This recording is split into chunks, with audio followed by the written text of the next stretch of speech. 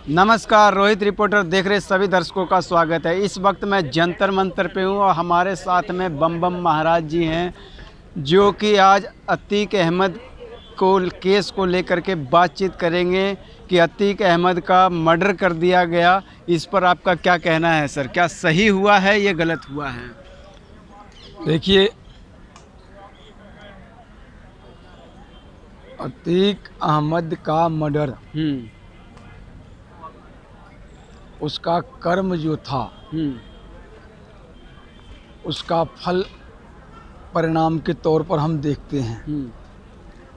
अब हत्या की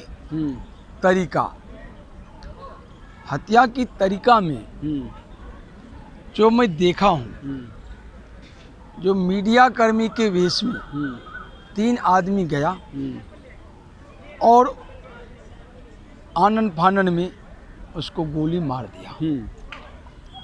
इससे पहले जब अतीक अहमद को गोली नहीं लगा था, जब इलाज के लिए गाड़ी से, पुलिस की गाड़ी से वो निकल रहे थे, तो अतीक अहमद किसी को ढूंढ रहे थे। अच्छा। उसकी निगाहें, सबूत है, वीडियो सबूत है, उसकी निगाहें किसी को ढूंढ रही है। अब अतीक अहमद की निगाहें किसी को ढूंढ रही है, फिर वो नीचे उतरते हैं, फिर मीडिया के रूप में लोग आता है और उसको आनन फानन में गोली मार के फिर वो सरेंडर करता है, फिर वो जय श्री राम का नारा लगाता है। तो इन सब के बीच में यह एक प्रायोजित हत्या है और हत्या का प्रायोजन करने वाला योगी सरकार नहीं है, योगी की पुलिस नहीं है। इसमें मैं पूरी तथ्यों के आधार पर और गारंटी के साथ कह सकता हूं, जो अतीक अहमद की हत्या में यूपी पुलिस का और योगी सरकार का कोई रोल नहीं है। अगर किसी का रोल है तो जिस प्रकार अतीक अहमद अपने लड़कों की मौत के बाद से अंतर आत्मा से टूट चुका था और उसके बाद जिस प्रकार अतीक अहमद अपना संबंध पाकिस्तानी आईएसआई से वगैरह से कबूला था, और उसके बाद जिस प्रकार अतीक अहमद अपने अंदर के सभी राज्यों को जो रहस्य था उसको सरकार को बताने वाला था, तो उसकी राज जो है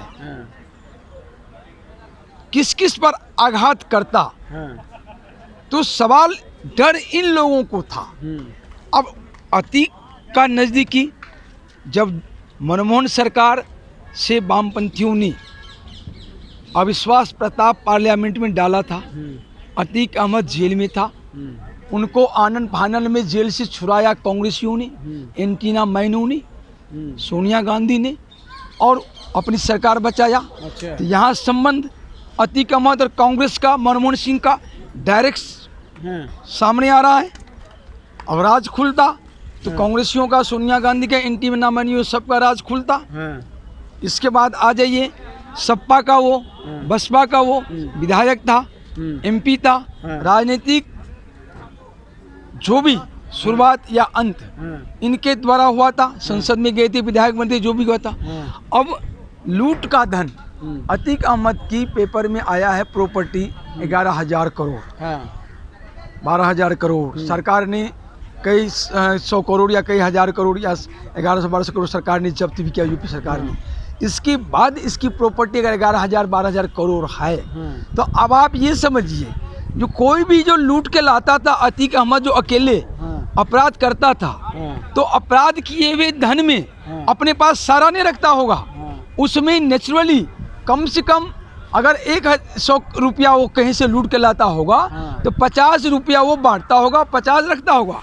तो नेचुरली इसमें आप समझ लीजिए, जो अतीक अहमद 11,000 करोड़ उसकी संपत्ति थी, तो नेचुरली 11,000 करोड़ की ही संपत्ति जो सपा की मुलायम सिंह यादव के बेटे के पास गया है, जो अतीक अहमद ने कमा के शेयर किया है, और सेम दौलत में से हिस्सा 5,000 करोड़, 4,000 करोड़ जो भी हो, मायावती को दिया है, बसपा को दिया है, वो लूट के मार में, क्योंकि उनको अतीक अहमद को अपराध करने के बाद निर्दोष मुलायम सिंह यादव कहता है, खून करने के बाद कहता है वो निर्दोष है, मेरी इज्जत बचाने के लिए सरेंडर किया है, और बार बार उसको समर्थन दे के एक अपराधी को संसद में पहुंचाना, विधानसभा में पहुंचाने वाली बात करना, ये संरक्षण देना। एक अतीक अहमद सरेआम नोएडा के आईएएस अफसर को मारता है, पूरी आईएएस लॉबी उसके खिलाफ मुलायम के पास कंप्लेंट करता है, लेकिन कोई कार्रवाई नहीं होती है।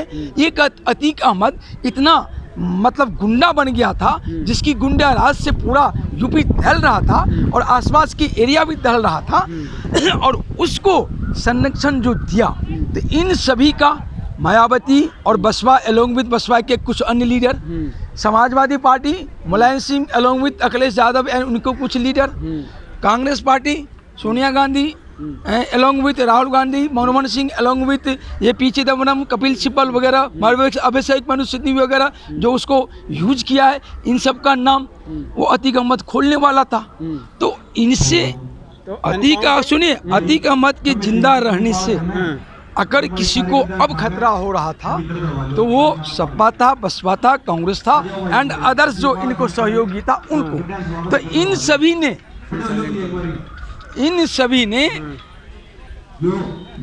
प्लान बना के अतीक अहमद की हत्या किया, न कि योगी सरकार ने हत्या किया, न कि यूपी पुलिस ने हत्या किया, क्योंकि यूपी पुलिस को, योगी सरकार को तो उनसे सबूत मिलने वाला था, तो वो तो उसको और जिंदा रखता है ना। लेकिन उसको इसमें वीडियो में ये देखा गया है कि जब उसको हत्या कर गोली मारी जा रही थी अतीक अहमद को, तो यूपी पुलिस जो है चुपचाप हाथ बांधे खड़ी हुई थी, ना तो लाठी था ना पिस्टल थे उसके पास। ऐसा है, अगर आपको किसी प्रकार की कोई क्राइम का भावना अंदेशा होता है तो उस हिसाब से सारी बातें सोची जाती है।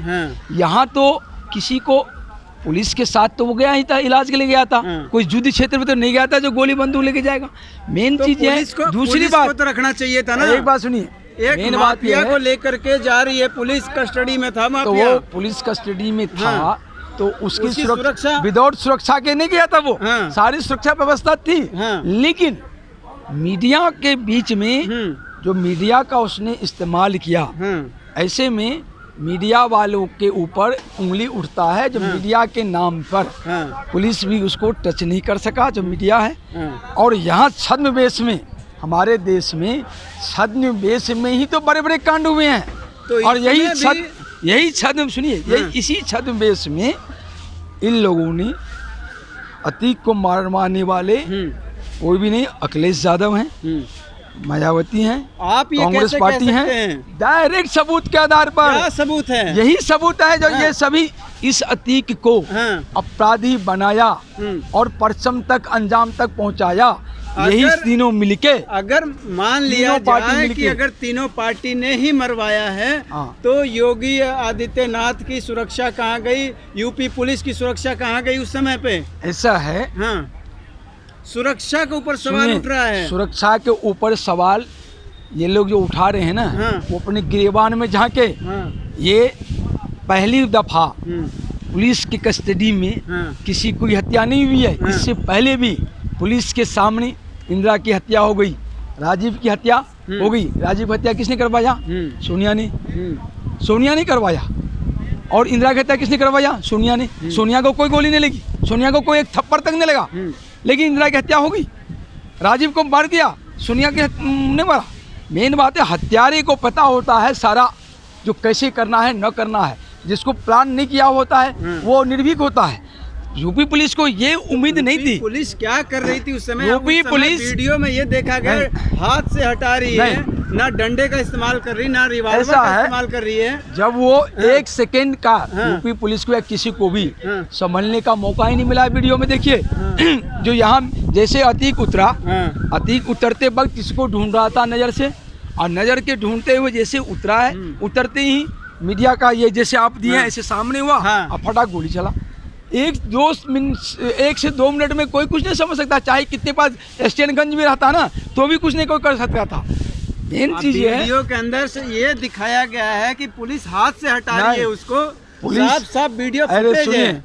हाथ से नहीं हटाएगा तो मीडिया को क्या करे, थप्पड़ मारेगा। मीडिया को नहीं, जिसने गोली मारा गोली उसको। मारा वो मीडिया ही वाले ही था, जिसको हाथ से वो देखिए मैं इतना जानता हूँ। मीडिया के भेष में था। अरे हाँ, मीडिया के बेस में था ना। हाँ। तो मीडिया वाला हुआ ना, तो मीडिया वाला को क्या करेगा, थप्पड़ मारेगा तो सारा मीडिया उसके पीछे नहीं चल जाएगा। मीडिया वाला थप्पड़ मारा, मीडिया वाला को तो हाथ से ही हटाएगा। मीडिया के हाथ में अपराधी जब भागा माइक नहीं, होता। अपराधी भाग नहीं सका, अपराधी अरेस्ट हो गया। हाँ। अपराधी को गोली नहीं मार सकता था, वो अरेस्ट हुआ। और जो जांच प्रक्रिया हिंदुस्तान में है वो अंग्रेजों की बनाई हुई कानून व्यवस्था है, जांच प्रक्रिया है। यहाँ दिक्कतें आती है, बाकी रुक जाइए, समय बदल रहा है। 2024 का इंतजार कीजिए ना।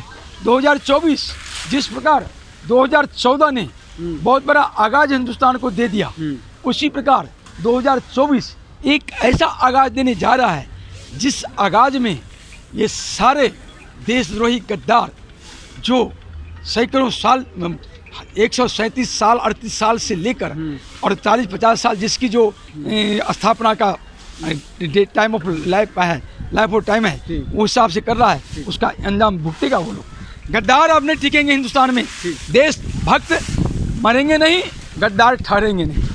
आपको इनका विचार कैसा लगा, आपके ऊपर हम छोड़ते हैं। कमेंट बॉक्स में आप अपना राय जरूर दीजिए। धन्यवाद।